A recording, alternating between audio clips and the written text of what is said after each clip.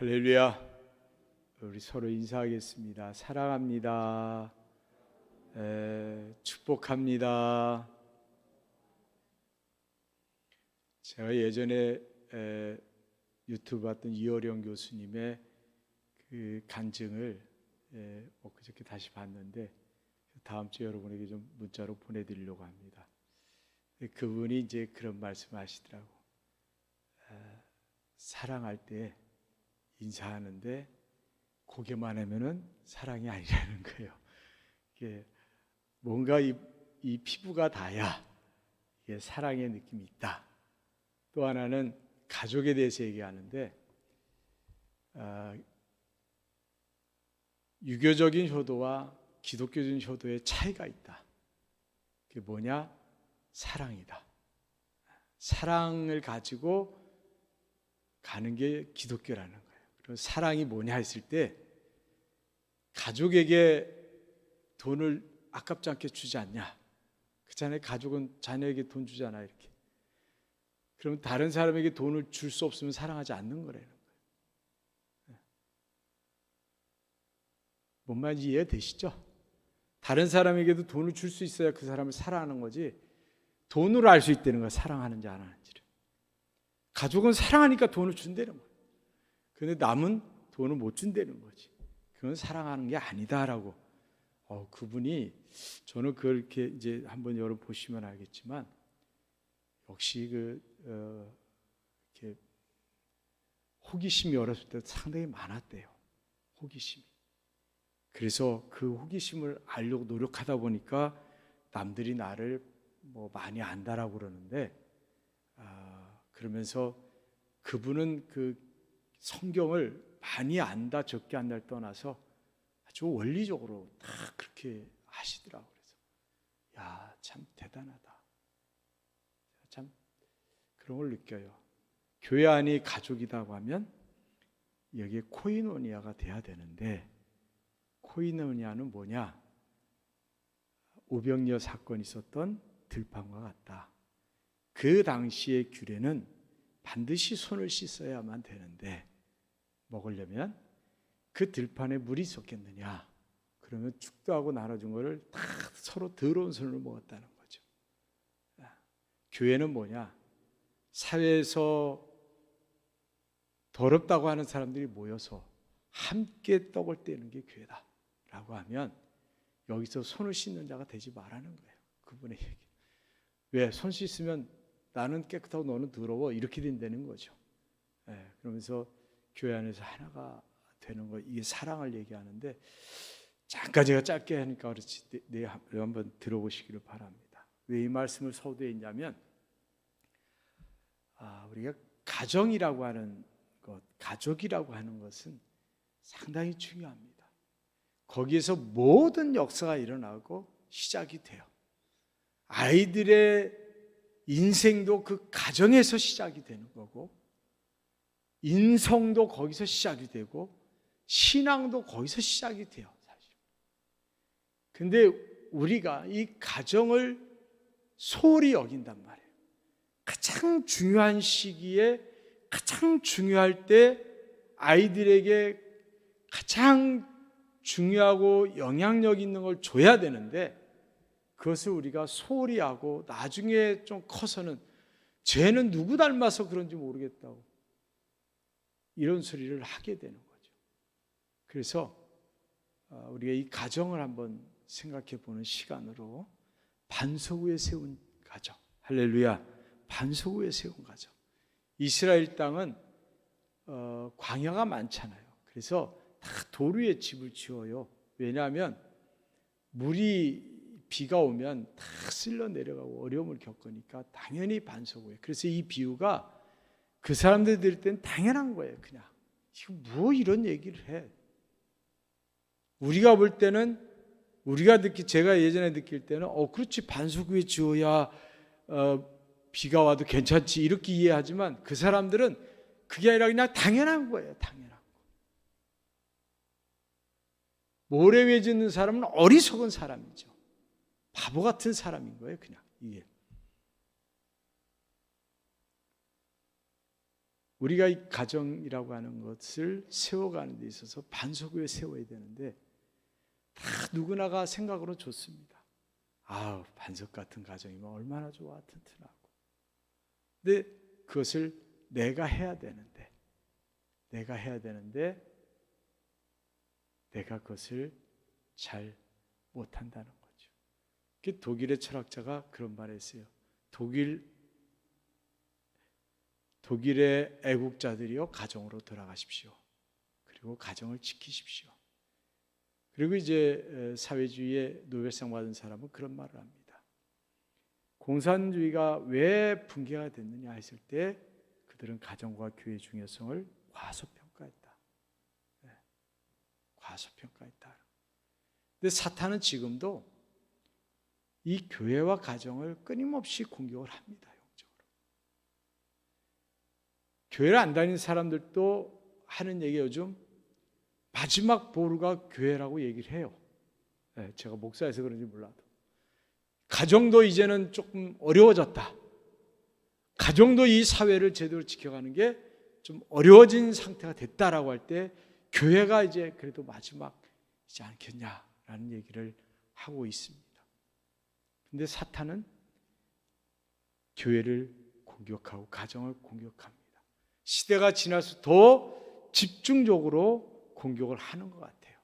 그래서 방법도 수단도 가리지 않고 계속해서 시기를 집어넣고 질투를 집어넣고 자녀 문제라든지 성격 차이라든지 경제라든지 여러 가지 문제될 만한 요소들을 자꾸 넣어서 문제라고 생각하는 거예요. 문제라고.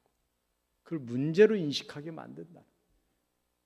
예전에 비하면 지금 문제 아닌 게 참 많은데, 그렇잖아요. 예전에 비하면 지금 문제 아닌 게 많아요. 지금 입식 부엌이 문제겠어요? 집안에 있는 화장실이 문제겠어요? 근데 그걸 또 문제로 삼으면 문제예요. 우리는 이게 좁아, 뭐가 뭐해, 고장나서 뭐해, 다 그러잖아요. 그러니까 이게 뭔가가 예전에 비하면 참 좋은 세상이라고 얘기를 하는데 실제로 이 좋은 세상 안에서도 불평불만이 참 많다는 거예요. 그러니까 인간의 욕심이 한이 없는데 그 욕심의 그 근원이 어디서 오느냐? 사탄이 자꾸 불어넣는 거예요. 감사와 기쁨과 또 서로 웃음을 주고 받는 것, 칭찬하는 것에 익숙한 게 아니라 자꾸 뭔가 불평불만을 집어넣는다는 거죠. 옛날에 구루마라고 있었습니다. 충청도에는 구루마인데 여기서 이제 수레라고 그러죠. 소가 끌고 가면은 바퀴가 굴러갈 때 끼익 소리가 납니다. 소는 조용한데 바퀴는 뭔가 끼익 소리가 나고 막 시끄럽잖아요, 그게. 근데 그 쌀가마니를 메고 가라면 힘들 거 아니에요. 무슨 말이냐? 끽끽거려도 거기다 싣고 하는 게 좋잖아요. 그럼 그냥 가면 되는데 그거를 같이 불평해봐요. 그러면 이게 뭐가 뭔지 모르는 거예요. 우리들이 하나님 앞에 우리 가정만 돌아볼 때 옛날에 이럴 때는 요것만 있으면 좋겠습니다. 요랬으면 좋겠습니다.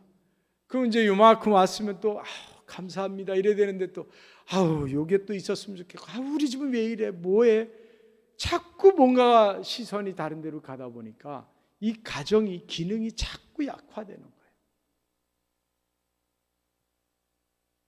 저희 부부를 포함해서 부부도 마찬가지죠. 결혼할 때는 얼마나 좋아요. 연애할 때도 좋았겠지만 다 좋잖아요.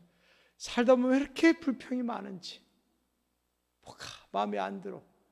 그 뭐 일리는 먹은 것도 아닌데, 그죠?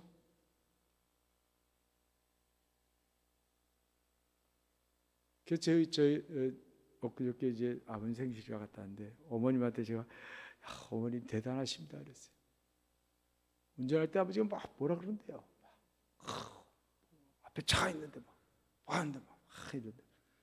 그럼 보통 부부면 좀 가만히 있어. 막 이럴 거 아니에요. 짜증을 내야 되는데 어머니는 또 그게 아니라 나도 봤어요. 알았어요. 괜찮아요. 천천히 갈게요. 이런 데에서 어떻게 저렇게 말투가 나올까? 사실 옆 사람이 얼마나 소중한 사람이에요. 그렇죠? 여러분 제일 편하지만 얼마나 소중한 사람이에요. 근데 막대한단 말이에요, 사실은. 우리가 가정이 얼마나 귀해요. 소중해요. 가족이 얼마나 소중해요. 근데 막 할 때가 있단 말이에요. 말도 막 쏘아대고. 거기다 아파갖고 와갖고 밤새 열나면 또 옆에서 낑낑대고 있고. 참 사람이 그렇죠. 그래서 오늘 한번 우리가 나를 돌아보고 변화를 한번 가져봤으면 좋겠습니다. 사람이 변할까? 아이들 땐 변하더라고요. 사춘기 때까지는 변할 수 있는 것 같아요. 제가 보니까 우리 조카가 변했더라고요. 그래서 제가 어제 칭찬을 참 많이 해주고 왔어요. 말도 안 통하고 삼촌 막 이러고 그러는데 얼마나 애가 변했는지 180도 변해가지고 179도도 아니고 180도가 변했더라고요. 야, 할아버지 보니까 할아버지를 지가 변호하더라고. 그래서 제가 깜짝 놀랐습니다. 우리들이 행복한 가정 만들고 싶어 합니다. 모든 사람이 다. 근데 그 행복한 가정을 만드는데 모든 사람이 착각하는 기준이 뭐냐면 내가 원하는 행복한 가정이에요. 내 말 잘 듣고 내 뜻대로 따르고 내 마음에 들게끔 성장하고 직장생활하고 그런 뭔가 다 자기 중심의 시야를 가지고 행복한 가정을 꿈꾸다 보니까 사탄은 거기에 자꾸 이렇게 가라지를 씹어넣죠. 여러분 아름다운 정원도요 몇 달 안 가꾸면 지저분해집니다. 우리가 가정이라고 하는 것 여러분이 소홀히 하면 소홀히 할수록 거기에선 가라지가 나고 잡초가 나게 돼 있습니다. 그게 이제 미움이나 질투나 시기나 무관심이나 이런 것들이 자라게 되면 이 가정은 힘들어지는 거예요. 오늘 본문에도 있지만 창수가 언제 날지 몰라요. 그런 어려움 속에서 굳건하게 지켜지는 가정이 되어야 된다는 거죠. 그러기 위해서는 우리가 같이 온 가족이 함께 힘을 다해야 될 줄로 믿습니다. 하나님 만드신 이 공동체 가운데 제일 먼저가 가정이에요. 가정은 하나님께서 남자 하나 여자 하나를 통해서 만들어 주셨어요. 그리고 그 가정을 먼저 만드시고 나중에 이제 교회라는 게 세워졌다는 거죠. 그런 측면에서 이 가정이 상당히 중요합니다. 우리 인생들은 다 건축가예요. 집을 지어요. 자기의 일생에 한 번 있는 인생의 집을 지켜야 되고 또 가정이라고 하는 집도 지켜야 됩니다. 다 반석의 지시기를 주님의 이름으로 간절히 축원을 드립니다. 반석은요 시편에 보니까 하나님의 말씀을 가리킵니다. 여호와는 나의 반석이시오. 그러니까 하나님 자체가 반석이고 하나님의 말씀이 반석이에요. 그 위에 세워져야 됩니다. 예수님도 마태복음 16장에 보면 내가 이 반석에 내 교회를 세우리니 은배 권세가 이기지 못하리라. 베드로의 신앙 고백 위에 예수님이 세우셨는데 주는 그리스도시요 살아계신 하나님의 아들입니다 라고 하는 그 고백 위에다가 교회를 세우신 거예요. 아주 튼튼한 반석이죠. 우리들의 고백이 있어야 되고 그래서 결혼식에 그 예식이 어떤 그리스도인들에게는 예배가 반석이 되는 거예요. 그게 결혼식 전까지만 해도 그런 게 별로 없잖아요. 그래서 저는 결혼식이 좀 무거웠으면 좋겠어요. 신랑 신부는 어렵겠지만 왜냐하면 하나님 앞에 내가 성스러운 가정을 이루고 이 가정을 통해서 하나님의 영광을 드러내는 삶을 살겠습니다라고 하는 것을 고백할 때에 그게 딱 있어야 그 위에 책임감이 있어요. 옛날 어른들은 그거를 듣고 자랐고 그렇게 해야 되는 줄 알고 해서 그 반석을 지키려고 그걸 깨지 않으려고 그 힘든 상황에서도 지켜왔잖아요. 근데 오늘날은 그 반석의 의미가 별로 없다 보니까 쉽게 생각을 하고 쉽게 여겨집니다. 목사로서는 참 안타까운 부분 중에 하나이기도 합니다. 바울은 고린도서 10장에 보면 다 같은 신령한 음료를 마셨으니 이는 그들을 따르는 신령한 반석으로부터 마셨음에 그 반석 곧 그리스도시라 그랬습니다. 예수 그리스도 터 위에 세워지는 가정, 할렐루야. 예수 그리스도 터 위에 세워지는 교회가 되어야 되는 거예요. 교회가 되어야 돼요. 신앙의 가정을 세워야 됩니다. 신앙의 가정을 세워야 돼요. 지금 이제 연세 많은 분들이 계시잖아요.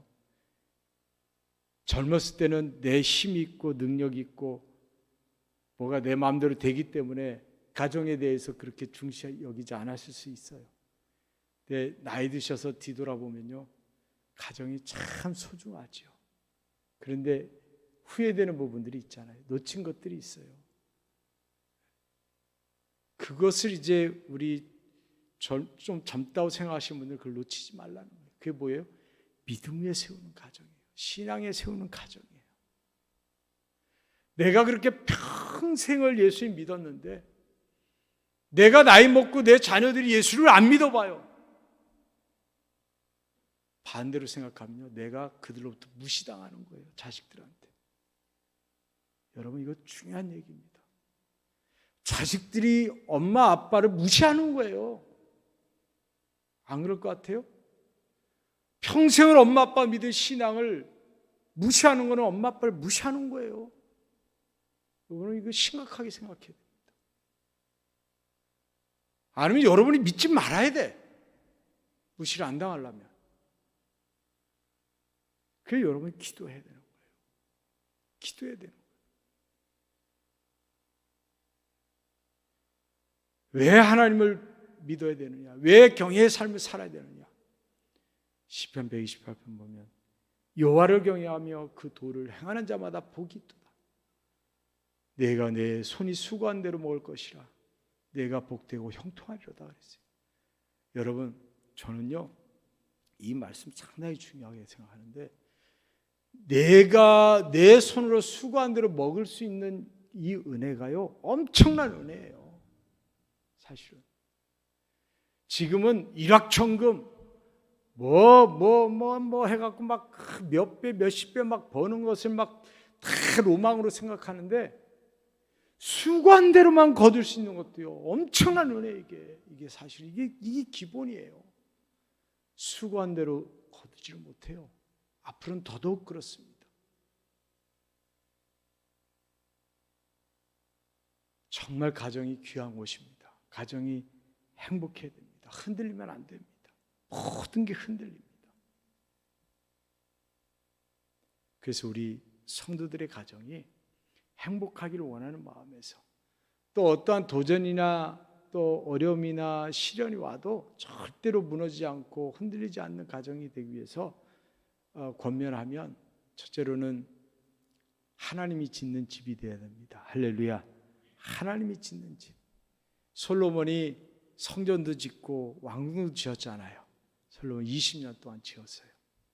20년 동안.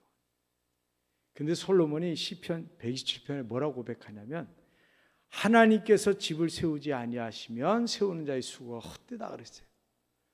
자기가 그렇게 열심히 20년을 세웠는데도 그걸 뭐라고 고백하냐면, 하나님이 하지 않으면, 세우지 않으면 헛되다는 거예요. 하나님이 세워야 된다.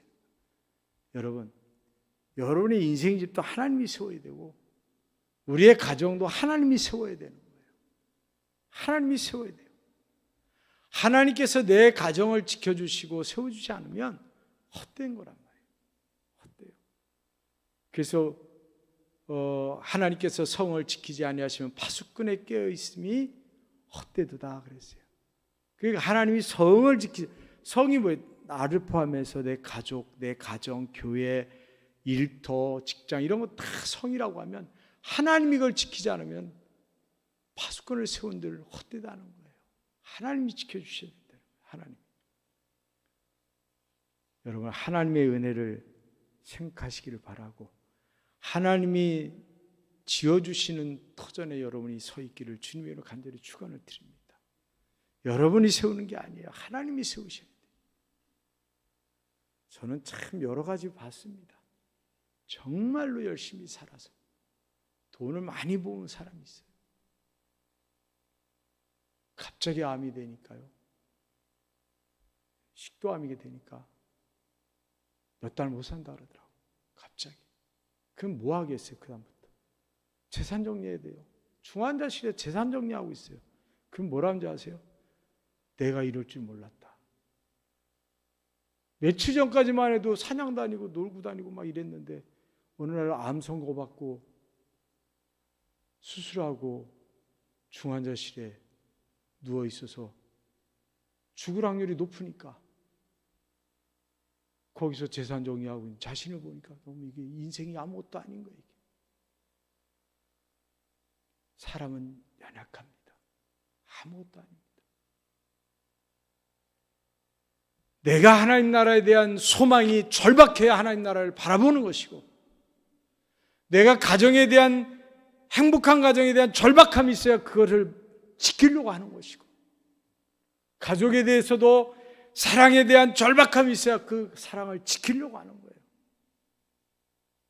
근데 그 절박함이 없으면요, 그게 굳건한 믿음이잖아요. 그게 없으면요 흔들려요.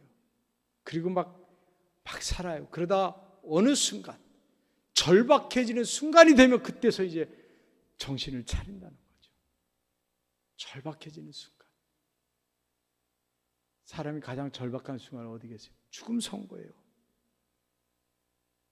그때 가서 볼 누구도 예외 없습니다. 누구도. 그럼에도 불구하고 나는 아니라는 생각을 참 많이 가져요. 여러분, 교회 오실 때 기쁜 마음으로 오시기를 바랍니다. 할렐루야. 기쁜 마음. 내 집을 지어주시는 하나님, 내 집을 지어주신 하나님, 내 가정을 또 자녀들의 집을 지어주시는 하나님에 대해서 기쁜 마음으로 나오세요. 얼마나 감사합니까? 하나님 우리를 다 보시잖아요.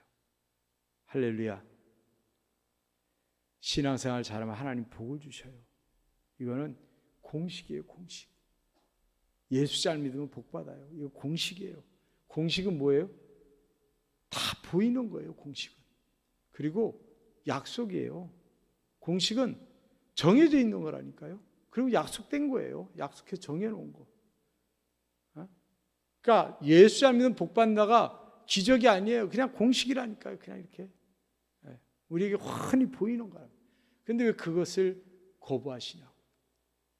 공식을 외우면 문제를 쉽게 풀 수 있는데 왜 공식을 거부하십니까? 그리고 왜 문제를 힘들게 풀고 계십니까? 하나님 말씀이 공식이잖아요, 우리에게. 할렐루야. 이 가정은요, 가족이 함께 집을 짓는 거예요. 서로 노력을 해야 됩니다. 교회도 마찬가지입니다. 성도가 함께 집을 짓는 거예요. 그래서 이 다툼이 많아지면 집이 제대로 지어질 수가 없습니다.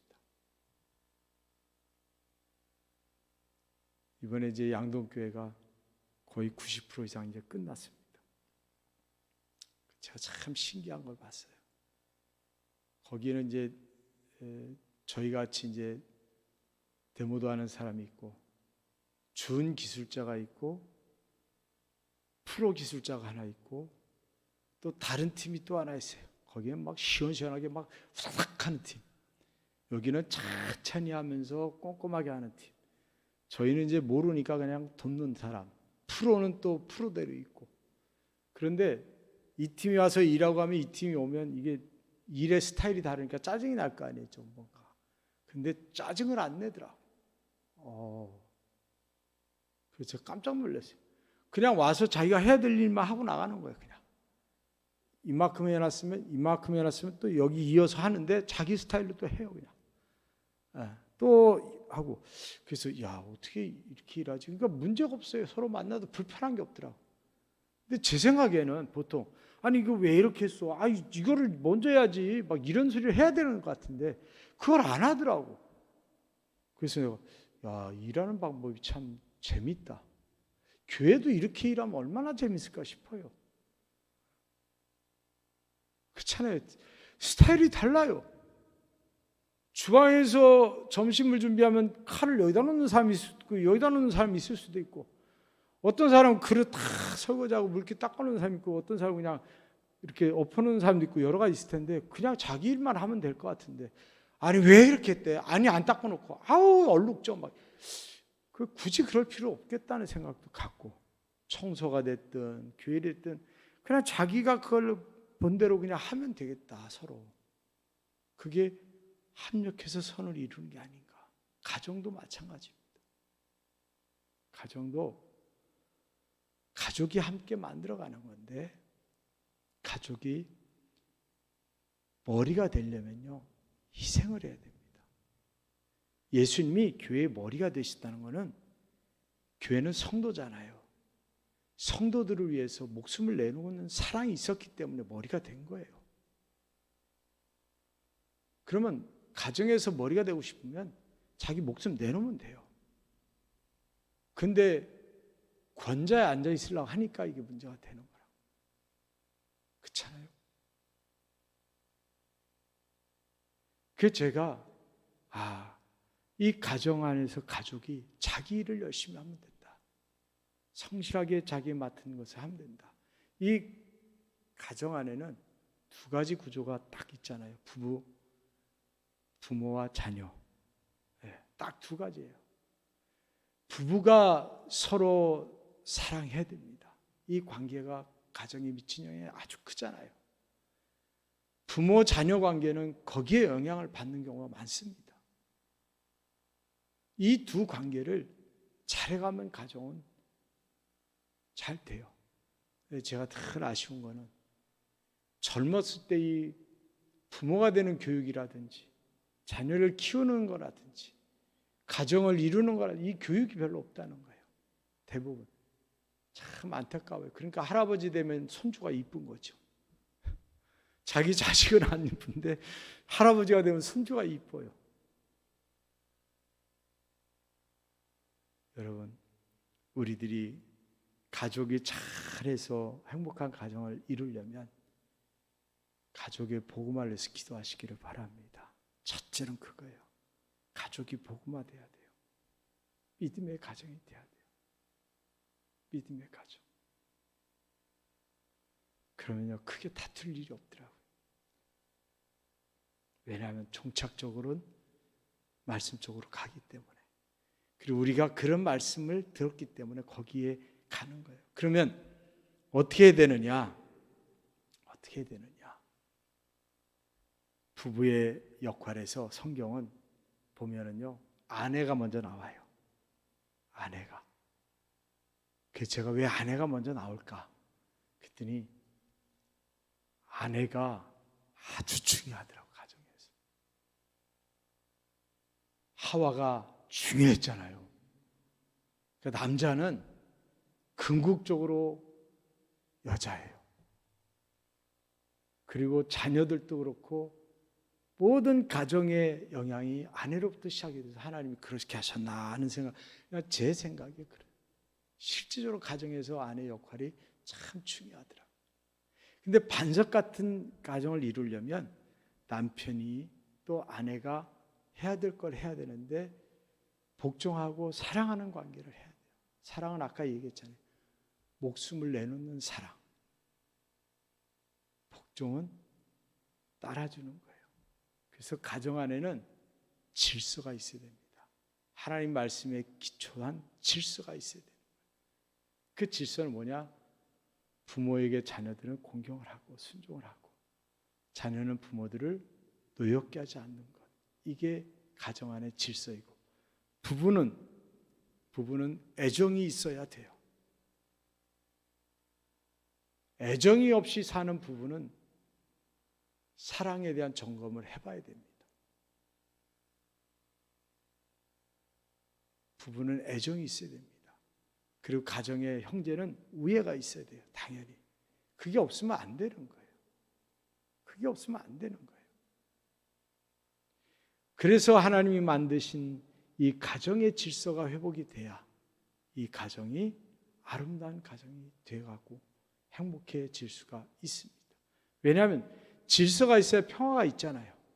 평화가 있으면 화목이 있고, 화목이 있으면 웃음도 있고 행복도 있는 거예요. 근데 하나님 말씀의 그 진리를, 그 질서를 가지고 가정을 세우지 않으면 무질서가 되는 겁니다. 그러면 이게 되질 않아요. 되질 않아요.